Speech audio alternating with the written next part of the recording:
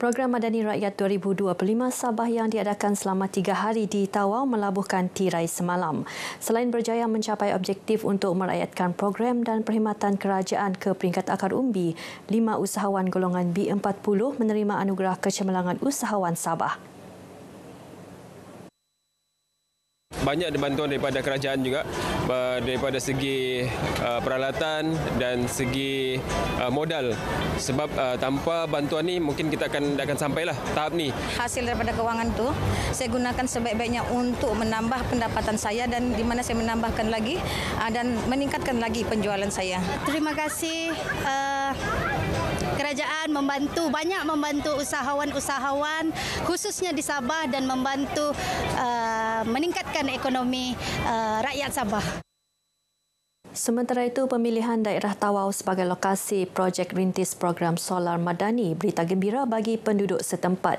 Ia melibatkan pemasangan 40 tiang lampu solar hasil kerjasama Universiti Malaysia Perlis, UNIMAP dan komuniti setempat.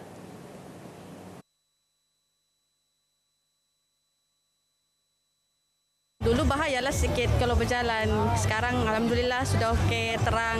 Orang pun tak takut sudah berjalan malam. Kami berterima kasih sangat kepada PMX sebab menerangi kampung kami. Kampung kami bahagian pendalaman. Jarang ada lampu lah, sekarang ada sudah semua.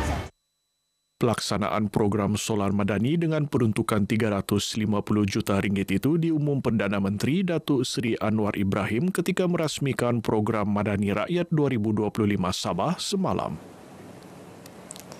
Jambatan Kampung Kelatuan Papar yang kini dalam pembinaan dijangka siap sepenuhnya dalam tempoh 2 tahun. Selain laluan utama kira-kira 6,000 penduduk, jambatan tersebut juga merupakan laluan alternatif Kota Kinabalu ke Ningau.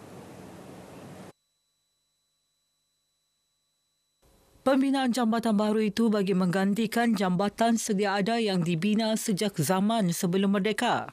Jambatan konkrit itu turut dibina melibatkan laluan 2 hala.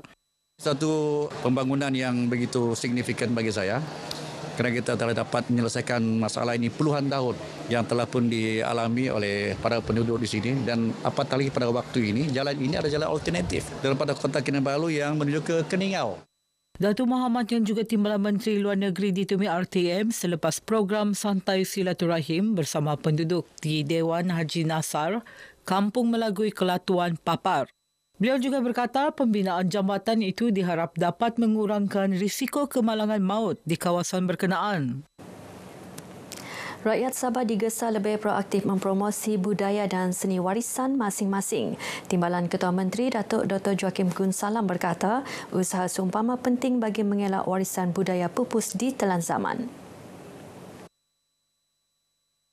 Berucap merasmikan Pesta Keamatan Peringkat Daerah Tongot 2025, Datuk Dr. Joakim berkata, keunikan seni budaya etnik juga mampu memperkukuh keharmonian dan perpaduan kaum. Sambutan ini turut dimeriahkan dengan persembahan kebudayaan, pameran kraf tangan dan pertandingan unduk ngadau. Dalam program berasingan, Datuk Dr. Joakim yang diiringi Adun Telupid, Datuk Johnny Bonje Kurum turut merasmikan Pesta Keamatan Peringkat Mukim Pekan di Kampung Bauto Telupid. Bakal jemaah haji di negeri ini dinasihatkan agar mempersiapkan diri secara fizikal dan mental sebelum berlepas ke Tanah Suci 17 Mei ini. Timbalan Ketua Menteri Sabah Datuk Syahelmi Yahya berkata, persediaan awal penting bagi memastikan kelancaran perjalanan ibadah haji sekaligus menjimatkan kos di Tanah Suci Mekah. Saya juga berpesan kepada mereka untuk menjaga kesihatan dan juga menambah segala ilmu-ilmu berkaitan haji dan juga ziarah. Jadi apabila berada di Tanah Suci nanti mereka sudah bersedia sepenuhnya untuk melakukan amal ibadah. Datuk Syahelmi yang juga ahli Parlimen Putatan ditemui RTM selepas mengagihkan sumbangan kepada bakal jemaah haji di Masjid Daerah Putatan. Seramai 54 bakal jemaah haji Putatan menerima sumbangan wang tunai daripada Pusat Hikmat Rakyat Putatan. Sementara itu, di Kota Kinabalu, 18 jemaah haji sepanggar menerima sumbangan daripada ahli Parlimen kawasan berkenaan Datuk Mustafa Sakmud. Jika ada lagi yang tercicir, kalau tidak tersenarai maklum kami di Parlimen Sepanggar, insyaAllah kita akan pertimbangkanlah untuk bagi sedikit sumbangan untuk memudahkan perjalanan mereka ke Tanah Suci. Tiada sehari tanpa perasaan rindu buat insan yang melahirkan dan membesarkannya. Itu luahan Prospek Sekolah Integriti Kota Kinabalu SIKK, Pusat Penjara Kota Kinabalu PPKK yang terpaksa berpisah dengan ibu mereka akibat kesilapan lampau. Ikuti perkongsian Serina Olivia Chong yang berpeluang mendekati mereka sempena Hari Ibu.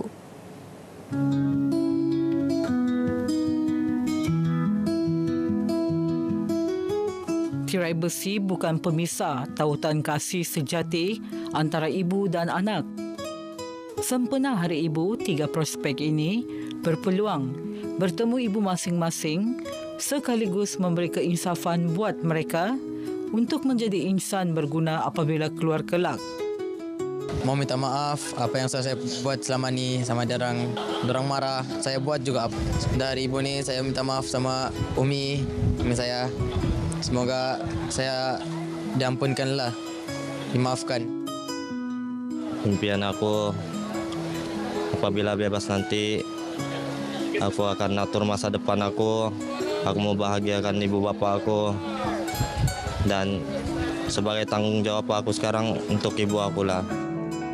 Tiada yang lebih membahagiakan bagi seorang ibu ketika melihat anak berubah ke arah kebaikan. Kita mau dia berjaya dunia akhirat, kasih bangga ibu bapa, semua cikgu dia apa. Dengan berubahlah kalau keluar mau jadi orang yang berguna, kerja bagus. Semoga dia berjaya, kasih bangga orang tua dia. Alhamdulillah gembira. Nampak dia macam ada perubahan lah. Pandai sudah macam dia atur diri dia sendiri, macam berkatakan mengaji kah, macam dia sembahyang kah begitu. Semoga dia jadi macam yang lebih baik lagi. Maksudnya dia berjaya untuk masa depan dia lah kan. Semoga jadi anak yang baik lah. Berjaya dunia dan akhirat. Perkara yang sudah jadi itu yang lepas lah kan. Jadi kita mau yang ke depan, maju ke depan. Harapan tu tinggi lah. Saya haraplah dia menjadi seorang insan yang lebih baik dan dia belajar daripada pengajaran lah. Pengalaman apa yang terjadi ini dia ambil sebagai tibar lah untuk dia untuk menjadi lebih baik lagi. Selamat Hari Ibu. Terima kasih sudah menjaga saya dari kecil hingga dewasa.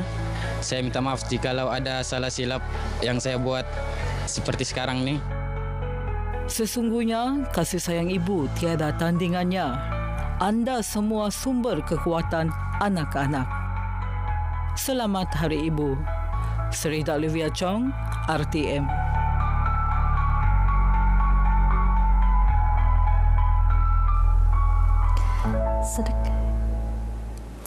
Sandakan FM terus memainkan peranan penting bukan sahaja sebagai sumber maklumat tepat, malah menyediakan pelbagai program untuk para pendengar.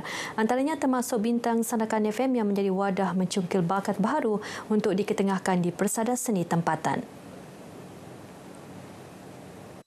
Ahli Lembaga Pengarah Kebudayaan Sabah Datuk Armisha Yaakob yakin bintang Sandakan FM mampu mengasah bakat nyanyian warga Sandakan sekaligus memertabatkan seni budaya tempatan untuk warisan generasi akan datang.